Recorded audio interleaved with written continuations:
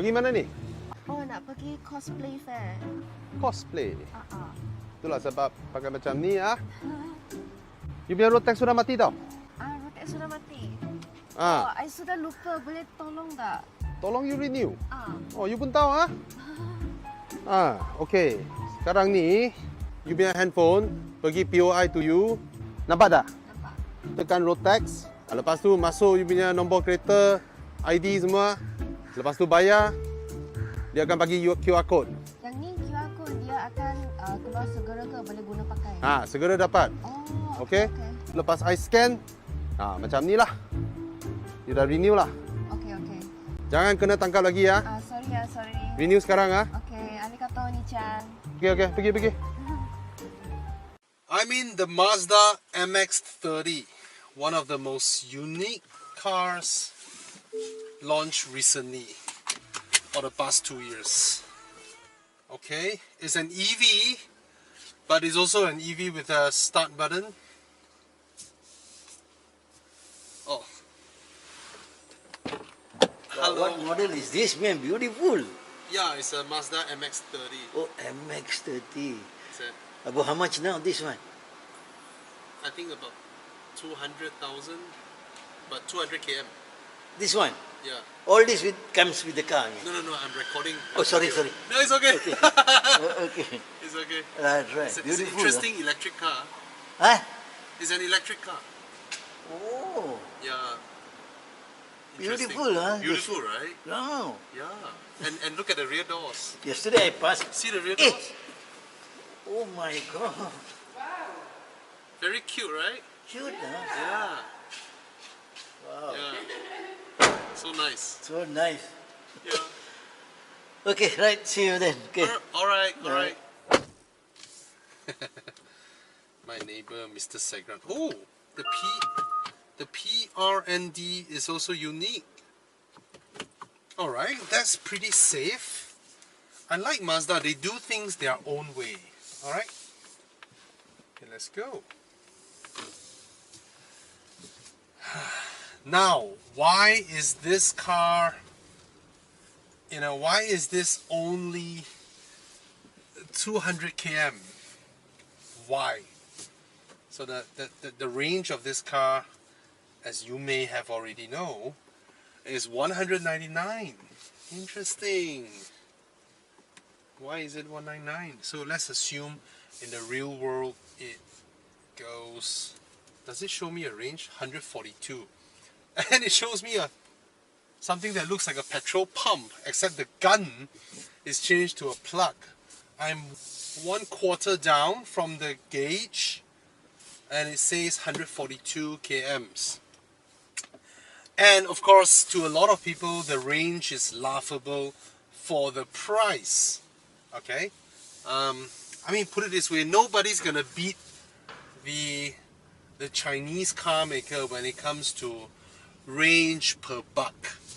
Okay, nobody can beat them because they are the ones who are making all the batteries and all that. They have the economies of scale in their home market, so that's not something that can be questioned about.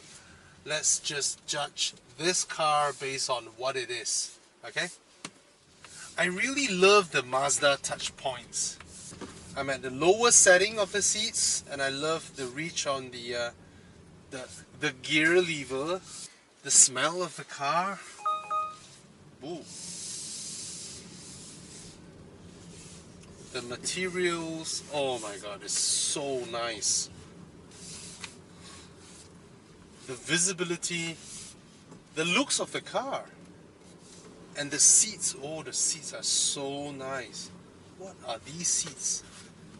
Really interesting cushion. The way it feels like there's something that rocks my back. Interesting. And the type of leather that they use in this car probably is a man-made leather, but it sure does feel really nice and comfortable. Doesn't feel synthetic and feels a grade higher than the usual Japanese car leather seats. In fact, a lot of German, your 5 Series leathers cannot be compared to this. And even though Mercedes has their Artico man-made leather, it's also not of this grade. This is just really nice. Very interesting car. Let's go over speed bumps. Doesn't have that feel. The electric motor. The electric motor isn't... Wait, let me try. Is there a sports mode or what? Nothing. Just drive. Just drive. Does it kick me to my back? Ooh, like the sound. Okay, it doesn't give you a sudden jerk. It's a smooth acceleration. Almost feeling like that of the way it accelerates past the initial part. No, the way it accelerates feels like a 3-liter NA engine in a small car at a third gear acceleration. It feels like that. A good 3-liter, a good direct injection 3-liter engine fitted to a small car at about 250, 260 horsepower, that kind of acceleration feel. Alright, so NA, not turbo. Right, it has that feel. The steering is interesting. It feels very light and nimble E for an EV. Now, the thing is this. The BYD Atto, which is a car of similar size, is 2,100 kilos. The C40, which is of similar size, is 2,100 kilos. Alright?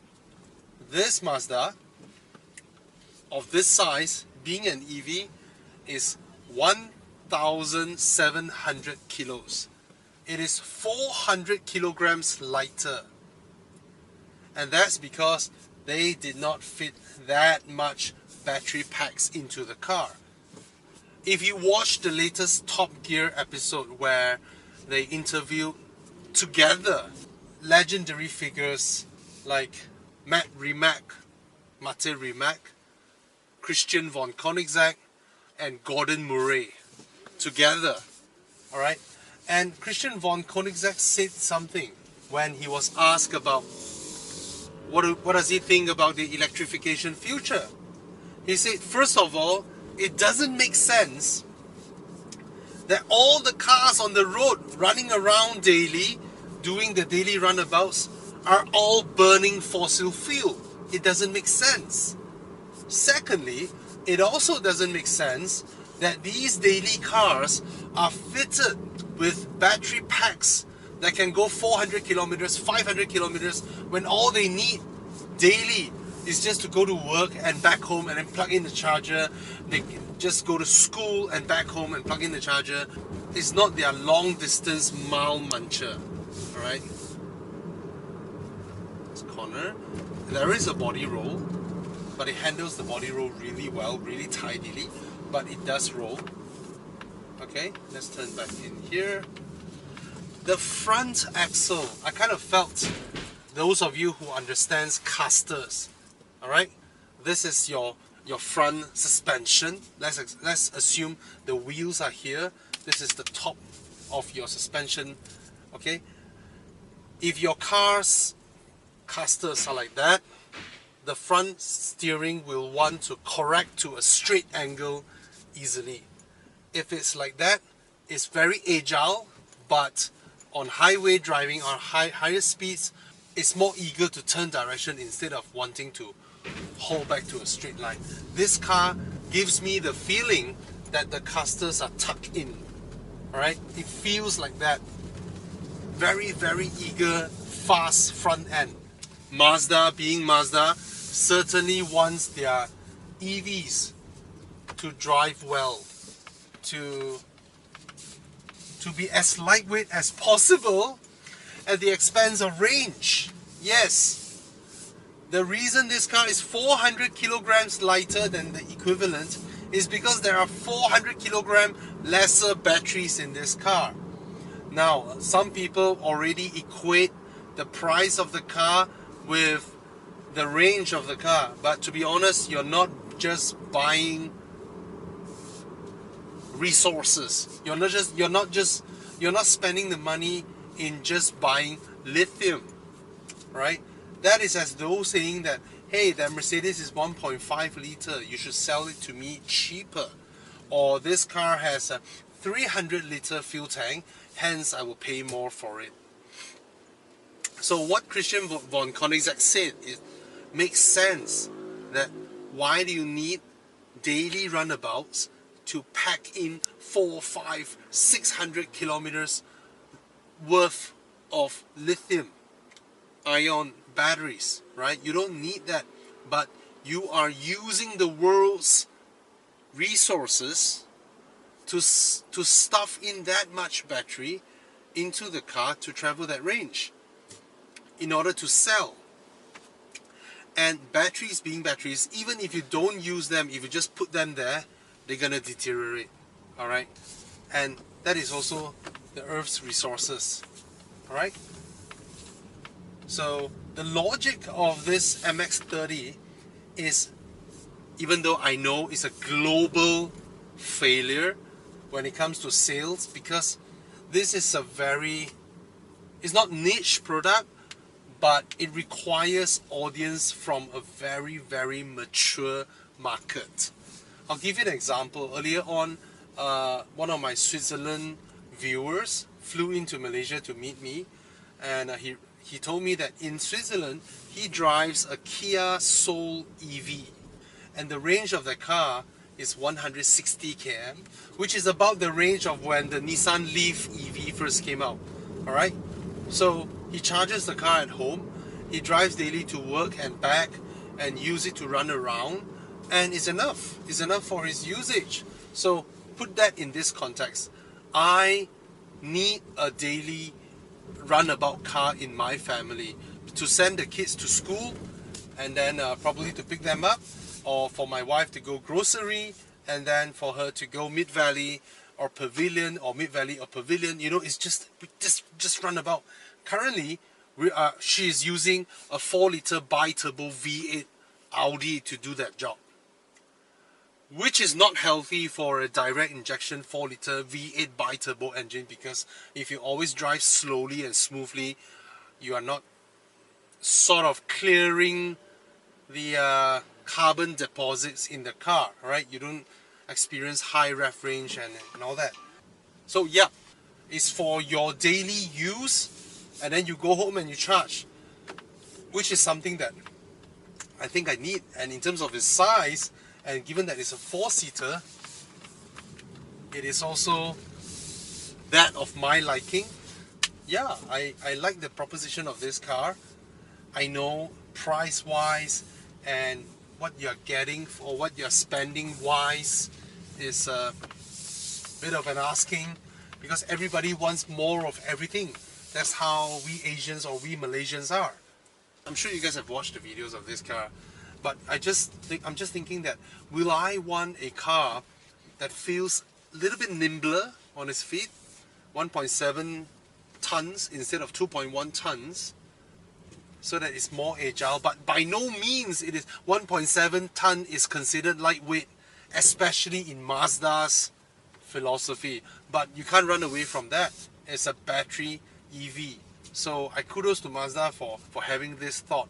A 2-door crossover thing. Let's have a little door hidden behind, just like the RX-8, and then just enough mileage, 200 km. That should be nice. And it's a premium product, alright? Wherever I look at it, it's a premium product. It's definitely much more premium than the Mercedes EQA, right? So let's look around the car. So far, I like that it's very quiet. It's very tidy handling, fast steering, considered fun, I would say, the handling. By no means in any measure it is as fun to drive as a CX-5 or CX-8 even for that matter, or a Mazda 3 for that matter, but we're talking about EVs here, okay? Let's look at the car. And over here, We have a sunglass holder. It's covered in felt inside. And here you have the lights. Left, right. Interesting. Oh, this is to turn on everything. This is on for the right side. Right. Frameless rear view mirrors. It's no longer touchscreen. They purposely place it away from your hands because Mazda doesn't believe in touchscreen, thank God. But no harm even if it's touchscreen because the passenger can use it as well. But I mean, I'm totally fine with this. Mazda knows what they're doing and they did it well. I mean, in my opinion, I always felt that this dial's top plastic can be another material, can be this material, because this material over time will sort of fade and then it won't look that nice, and this might be more lasting. All right, anyway, let's come back. The lovely steering wheel, I think it's largely the same as the Mazda 3's steering wheel. The speedo counter, everything very logic, very usable. Let me see what types of information I can get from here. Speedo, driving info, and that's it. Is that it? Here's the cruise control situation. They don't use the old style cruise control stock, you know. This is pretty logical, you know. You set and then you cancel and then you add minus distance and then lane departure, you know, add speed, reduce speed. And given that this is LCD, there's still no option to show the navigation. Yep. See, the thing about this is cars that allow that turn, okay, maybe it's in the setting somewhere but I don't see it here. Cars that allow navigation to be shown here also means that when you are using the navigation, when the passenger wants to do something to the sound system or the entertainment, change songs and all that, it doesn't remove the navigation from your view, right? It's always here, so that's a good thing. Aircon controls, suddenly you have a digital panel over here. This is again the inconsistencies with Japanese car makers when it comes to unifying their car interiors, but nonetheless it's something they wanted to do because it's an EV, you know, they want things to be digital. But this are a row of buttons, you know, hard buttons to do things that are also there. This is a sign of the car maker wanting to do something, then not being very sure about it, and then mix and match, because here they don't want touchscreen, here they go full touchscreen, but then they're not confident with full touchscreen, then they add another row of buttons by the side, which is this repeats this. Anyway, this floating console is very nice, and you look at that, it almost looks as though it has aged when you collect your car. So don't freak out. Don't freak out when you collect your MX-30. You buy an MX-30 and you're like, what is this? This material is cork. Okay? Cork. You know the cork in your wine bottle? Why? Mazda started the company making corks. Okay? Alright, that's where they started. And there's also another interesting stuff in this car. I noticed it here. Look at this. I mean, this is just Mazda people having fun. For no reason, something like this was created. So when this is closed, it sort of gives you a compartment nonetheless, and then you can just simply push these down and it completes this tray, and then it opens up here, you know, so you can chuck a lot of stuff here, spilling out even because it's not enclosed. And then after you close this, you can also pull it out for a more comfortable armrest. And I have to say, the material of this leather look-alike material feels very, very high quality, it's just so nice to touch. The color is beautiful. The seats are so wonderful, super comfortable, really nice. This car is full of character. You cannot say that with a lot of electric cars. This one has a lot of character. I mean, from the engineers. Some stuffs are not practical like this, and then some are just plain out of sight like that, the USB ports. Alright, but this compartment is very usable, very usable, and yet there's no wireless charger. This one is completely unnecessary, but they do it anyway. Like ultimate unnecessary to have a hinge over here, to put cork material here. You know, it's a playful thing, right? Push this up and you get your cup holders, and you can put your stuffs here. But then if you want a compartment to put more stuffs, you just put this down. And then this one, the bag is covered in felt. Put this down. You can put some stuffs here. You can put your phone here. Alright, but when you have a cup, then you take this up and then you put your phone here, maybe. You know, I'm surprised this gets approved through the development phase. The engineer was like having fun doing something different with the car. Well, I think what this car wants to achieve is to tell you we do things differently. The sole purpose of this car is to not feel like other cars, I guess. Look at that. This is satin chrome. How many premium cars aren't using satin chrome for this? You know, it's like a little thing that, you know. And look at the door panel. Looks like this looks so Swedish, right? This looks so Scandinavian. This material pairing with this, and then the color of this leather is just, I'm gonna say that again, it's just so beautiful. And a handle to open the rear doors. You get a sunroof, and yeah, it's a special car, I would say, a special EV. Yeah, this is effort.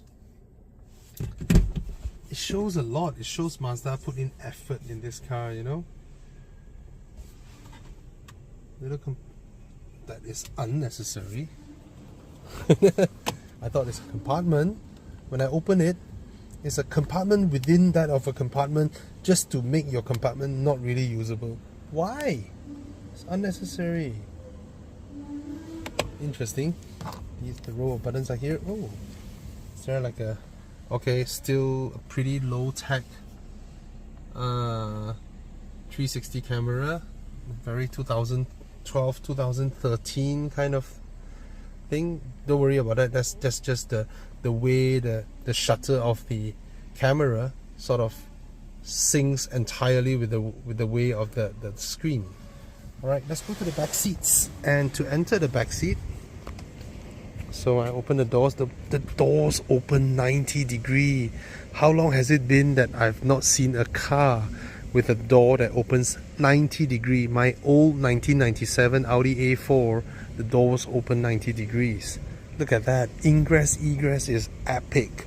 When you have a door that's 90 degree, you can just walk up to the car, turn around, and then just sit down. And it's just, oh, so nice. My legs are kicking. Look at that. 90 degree door opening. Wow. And then to open the rear doors, just do this. And then we have this. Okay, now let's look at this situation here. This is in a way emulating that of the Mazda RX-8. Alright, the Mazda RX-8 looks like a coupe, but has a rear suicide door or whatnot, you know. And then here outside you have this very unique structure, Mazda, you know, dual tone color, and it's a swooping back like that of the Cayenne GT or the Volvo C40. How do I open the boot? Okay, there's an electric button, but then I need to unlock it, I suppose. Bose speakers. Let's see. This is also reminiscent of the Mazda 3. not a very big boot. Okay, it's not huge. The whole structure here is very thick and a little bit of a load lip. All right, we get all this. Let's look at here.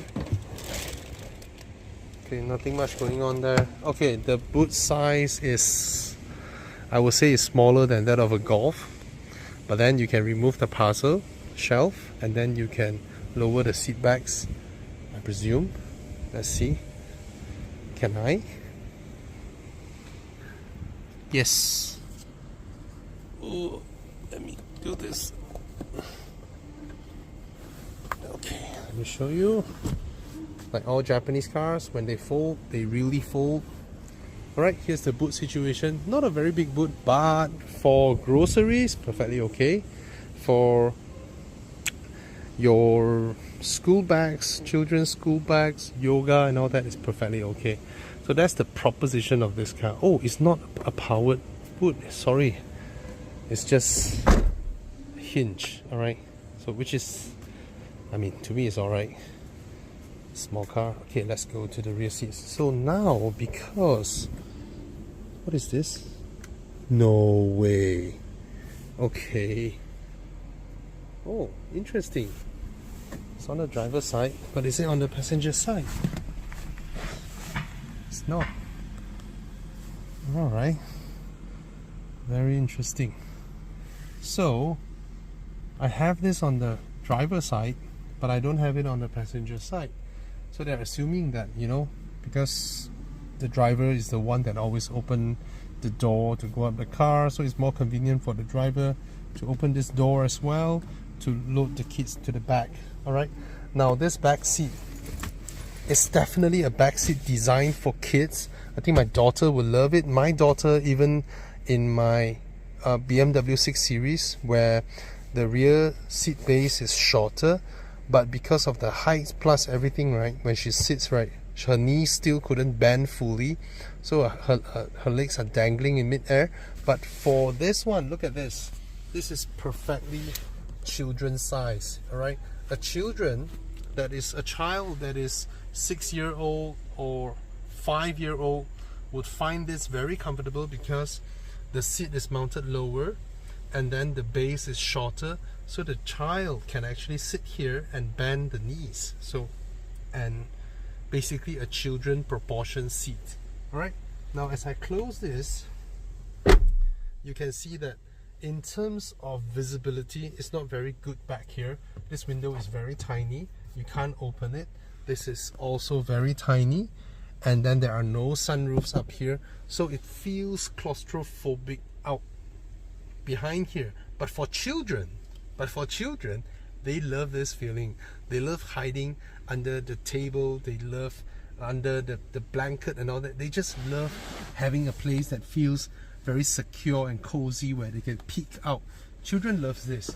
I don't mean this was the intention, but I just understand how children think. Alright, now of course there are no aircon vents at the back here, no USB ports whatsoever, because, oh, this is interesting, the action.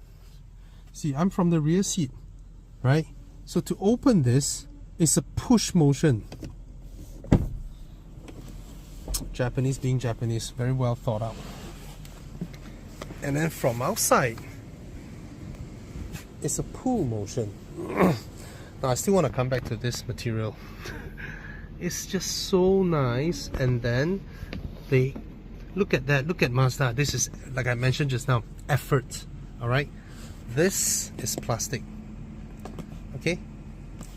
But they color it at the back here for no reason, because the whole car is full of combination of brown, grey, brown, grey. There's no reason for Mazda to have this plastic in this color, but they did it anyway, just to give you a very cohesive feel when it comes to having this leather over here on the sides. Very nice stitching, very nice color. And then the seats, and then even the isofix. This part is leather and it's in brown. Even the covers of the isofix is in brown. Oh, Mazda. Very nice. Right, this looks like a jeans kind of material, and then cup holders. Very nice. The pockets behind here, somehow the passenger side has a pocket and the driver side doesn't. Alright, so will I buy this car for my family's usage? I would. I genuinely like it. I like the style. Okay, I like its styling. Very unique, very different. It's a very good looking car. And then I like the fact that from outside, look at this floating grille. Okay, and then from outside, this is how it looks like from outside. A very sporty kind of two-door coupe hatch crossover thingy.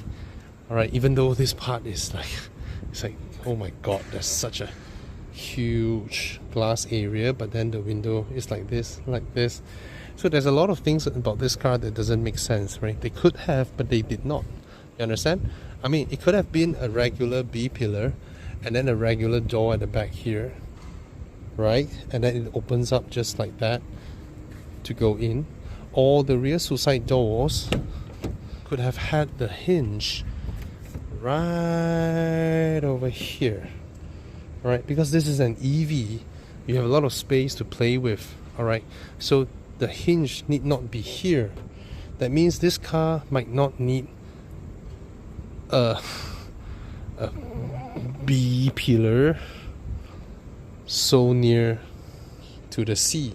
I know if the larger it is, you know, the less strength it would have for crash tests and so on and so forth. But the thing is, in order to do this, they sacrifice this whole part in terms of practicality.